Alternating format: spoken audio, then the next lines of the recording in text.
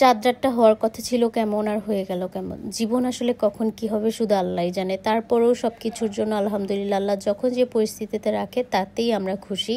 তারপরেও টুকটাক কি করলাম চাঁদ-রাতে, আর আমরা কি করেছি, আর আমার দেবরের কি প্রবলেম হয়েছে সেটাও আপনাদের সাথে এই ব্লগে শেয়ার করব।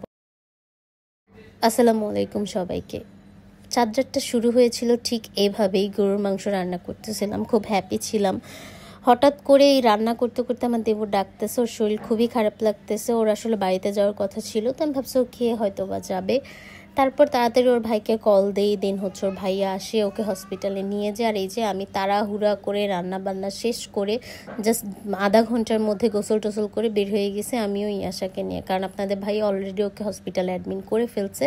ও বলছে তুমি একবারে খাবার টাবার নিয়ে তারপরে আসো।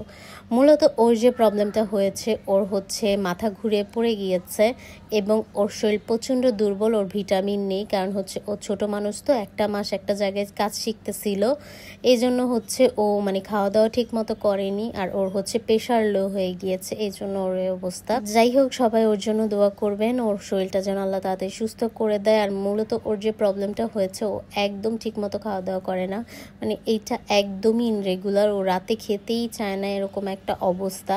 ছোট মানুষ বুঝে না, কেউ বললেও শুনে না। তারপর হসপিটালে আনার পর ওকে অ্যাডমিট করে অবস্থা খুবই খারাপ ছিল। ডক্টর তো এটা বলেছে যে যদি ওর প্রেশার লো হয়ে যেত, বা এখনও চান্স আছে যদি হয়ে যায় বা যেত, তাহলে আইসিইউ লাগতো। তো এইটা শোনার পর আপনাদের ভাইয়া টোটালি ভেঙে পড়ে, কারণ আপনাদের ভাইয়ার ওকে অনেক আদর করে, যেহেতু জন্মের পর থেকে ও ওকে মানে পালা থেকে শুরু করে সবই করেছে। ছোট মানুষ, এক কথায় ওকে হচ্ছে রাখা থেকে শুরু করে সবই আপনাদের ভাইয়া করছে। ওর বোন মারা যাওয়ার পর থেকে ওকেই হচ্ছে ওরা বেশি আদর করছে, ইমরানকে আর ওকে, ওদের দুই ভাইকে। তো এই জন্য হচ্ছে ও ভেঙে পড়ে। তারপর হসপিটালে থেকে ওকে খাওয়াই টাওয়াই দিয়ে আইসা আমি হচ্ছে চলে গিয়েছিলাম একটু মার্কেটে ইয়াশার জন্য কিছু কিনতে। তারপর গিয়েছিলাম পার্লারে, ইয়াশার হেয়ারটা হচ্ছে আপনাদের ভাইয়া বলতেছিল ওয়াশ করো। ওই টাইমে আমার দেবর একটু হচ্ছে ঠিক ছিল।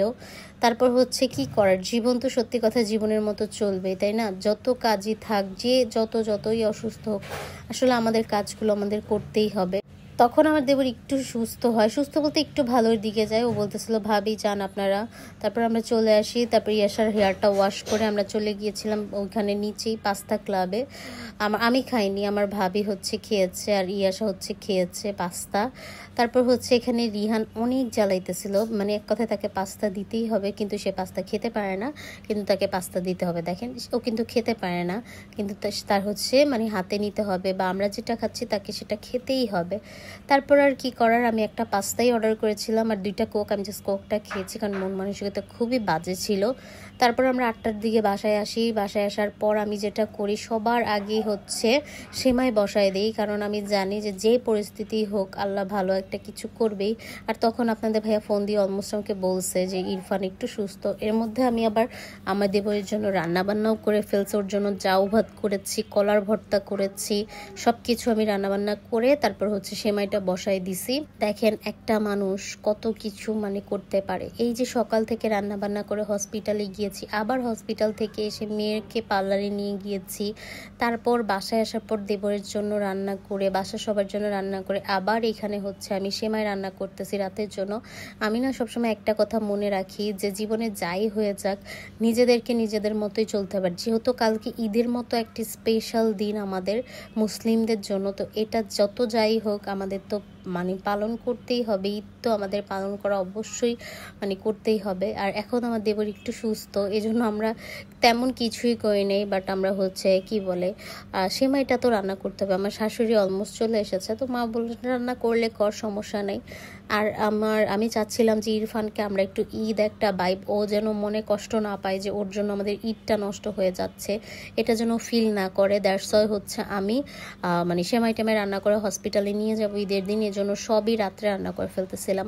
তারপর আবার হচ্ছে খাবার টাবার নিয়ে সব কিছু নিয়ে অর্ধেক সেমাই রান্না করে রেখে আসছি। হসপিটালে এসে দেখি মাশাল্লাহ সে তো রুগী তো বসে আছে, একটু সুস্থ।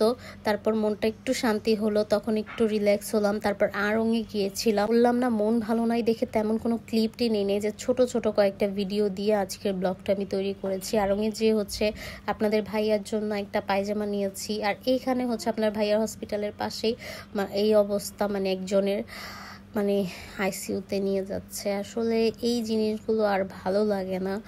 আমি না অনেক আপসেট হয়ে যাই কাউকে আইসিইউতে বা হসপিটালে ভর্তি করতে দেখলে, কারণ আমি এই জিনিসগুলো পার করে আসছি। তো আমি জানি যে এই জিনিসগুলো প্রত্যেকটা ফ্যামিলির জন্য কতটা ভয়ানক। আল্লাহ সবাইকে সুস্থ রাখুক। তারপর হচ্ছে আমরা স্বপ্নতে চলে আসি, আমার হচ্ছে দুধ কেনা লাগবে কফি খাওয়ার জন্য, দুধ, তারপর হচ্ছে কন্ডেন্স মিল্ক লাগবে নবাবী শ্যামাই বানানোর জন্য। এগুলো সব কিছু হচ্ছে আমি কিনে নিলাম টুকটাক। আপনাদের ভাইয়া যদিও সন্ধ্যার টাইমে অনেক বাজার করে নিয়ে গেছে, তো এইগুলো নেয় নাই। তারপর ইয়া সেখানে চিপস নিতে চাচ্ছিল, তাকে চিপস নিতে দিলাম। তারপর হচ্ছে আমরা বাসায় যাব। বাসায় যে আমি অর্ধেক সেমাই রান্না করে আসছি মনে আছে, সেগুলো হচ্ছে আবার রান্না করতে হবে। এগুলো করতে করতেই সকাল অলমোস্ট 4টা বেজে যায়। কি আর করার, কিছু করার নেই আসলে। মানুষের জীবনে কখন কী হয় বলা যায় না। তারপরেও সব কিছুর শেষে একটা কথাই বলবো, আল্লাহ যে আমার দেবরটাকে সুস্থ করে দিয়েছে। এখনও ও কিন্তু হসপিটালেই ভর্তি। আজকে ঈদের দিন আমি ভয়েস দিচ্ছি আপনাদের সাথে, ও হসপিটালেই ভর্তি। ইনশাল্লাহ আপডেট আপনাদেরকে আমি জানাবো। আমি জানি আপনারা আমাকে অনেক ভালোবাসেন, আর হ্যাঁ, এটাও সত্যি, আমিও আপনাদেরকে অনেক ভালোবাসি। আপনাদের জন্য প্রত্যেক মাসে আমার ব্যাংকে একটা অ্যামাউন্ট জমা হয়। আপনারা আমার ব্লগ না দেখলে হয়তো বা সেটা জমা হতো না। সবচেয়ে বড় কথা, আপনারা আমাকে যে সাপোর্ট, যে ভালোবাসা দেন, এটাও অনেক বড় একটা আমার কাছে দোয়ার মতো। আর আমি এই ছোট্ট বয়সে এত এত ভালোবাসা পেয়েছি, আর যাদের দিয়ে আমার রিজিক আসে, যাদের দিয়ে আমি ইনকাম করি, তাদেরকে আমার প্রত্যেকটা আপডেট জানাতে সমস্যা কোথায়। এটাকে আমি আমার প্রফেশন হিসাবেই বেছে নিয়েছি, আমার বিজনেস প্লাস আমার ব্লগিংটাকে। আমি অবশ্যই ব্লগিংটা আমি শখ করেই করি, বাট এখন দিনকে দিন আমার কাছে এটা প্রফেশনই হয়ে যাচ্ছে। কারণ এই যে কথা আছে না, টাকার লোভ কিন্তু মেয়ে মানুষ বা পুরুষ মানুষ যেই হোক, আমরা মানুষ যারা, আমরা কিন্তু টাকার লোভ ছাড়তে পারি না। সো বিষয়টা এরকম। এখন আলহামদুলিল্লাহ প্রতি মাসে অনেক, 1 বছর ধরে ভালো একটা আর্নিং আমার আসে। সো এটা আল্লাহর কাছে লাখ লাখ শুক্রিয়া যে বাসায় বসে আমি জাস্ট কয়েকটা ভিডিওর মাধ্যমে আপনাদের সাথে আমি কথা বলতে পারি, আপনাদের সাথে আমি মেন্টালি অনেক কিছু শেয়ার করতে পারি। এর মধ্যে আবার আমার রিজিকটাও এর মধ্যে আছে। সো এটা অনেক কিছু। তো এবার ঈদে আমি আমার ফেসবুকের টাকা দিয়ে কি করেছি সেটাও কিন্তু আপনাদের সাথে আমি খুব সুন শেয়ার করবো ইনশাল্লাহ। তারপর আর কি, এখানে হচ্ছে আমার শাশুড়ি কুরবানির ঈদ সব কিছু রেখে তার ছেলের জন্য ঢাকা চলে আসছে।